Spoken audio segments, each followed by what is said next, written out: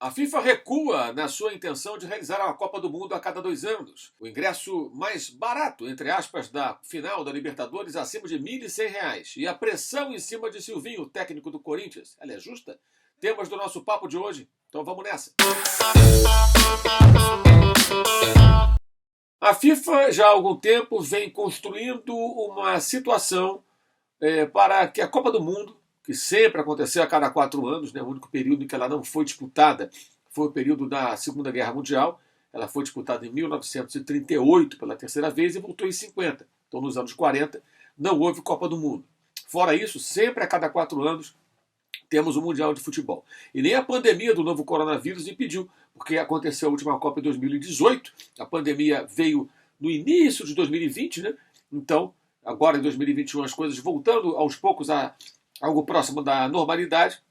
Como a próxima Copa será só no final de 22, ela novamente vai acontecer no intervalo até um pouco maior do que 4 anos, justamente porque no Catar, no período em que a Copa habitualmente acontece, junho e julho faz muito calor, 50 graus à sombra, então ela vai ser entre novembro e dezembro, com temperatura amena na cidade de Doha, que vai abrigar todos os jogos do Mundial.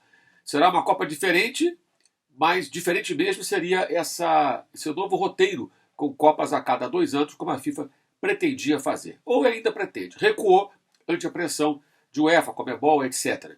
Isso é bom para o futebol. O recuo é bom para o futebol. Porque a Copa do Mundo a cada 2 anos iria inflar ainda mais um calendário muito inchado com competições de seleções. E vamos combinar. O grande charme do Mundial de Futebol é que ele demora para acontecer, então é cercado de expectativa. Até porque as grandes equipes do futebol mundial são os melhores times da Europa, que são seleções transnacionais com jogadores, muitos deles espetaculares, excelentes, de várias nacionalidades, que se reúnem nas suas equipes, jogando regularmente, treinando com frequência, e que jogam mais do que as seleções, que se juntam ali mais perto das competições e tudo mais, e que nem sempre são tão completas como os times, porque os times, os clubes com dinheiro, eles podem contratar jogador de qualquer nacionalidade para compor o seu elenco. E a seleção de um país, por melhor que seja a geração, ela não pode inventar um lateral direito se ela não tiver nenhum bom, por exemplo, um zagueiro, um centroavante, naquela geração, mesmo que as outras posições tenham boas equipes. Então, é claro que hoje os grandes técnicos do futebol mundial também não estão em seleções, estão em clubes. Então, a Copa do Mundo, o charme dela não é mais por ser o melhor evento tecnicamente, embora seja formado por seleções.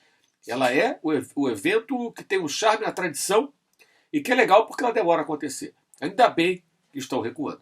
O ingresso mais barato, entre aspas, na final da Libertadores, acima de R$ 1.100, bem, isso é esperado. E acho que o grande problema não está aí.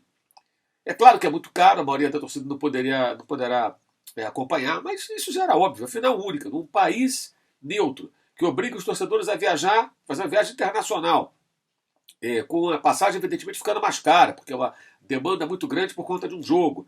Tudo isso que a FIFA resolveu fazer, que é inspirado na UEFA, sendo que na Europa a realidade econômica, social das pessoas, a estrutura a logística dos países é completamente diferente, muito melhor.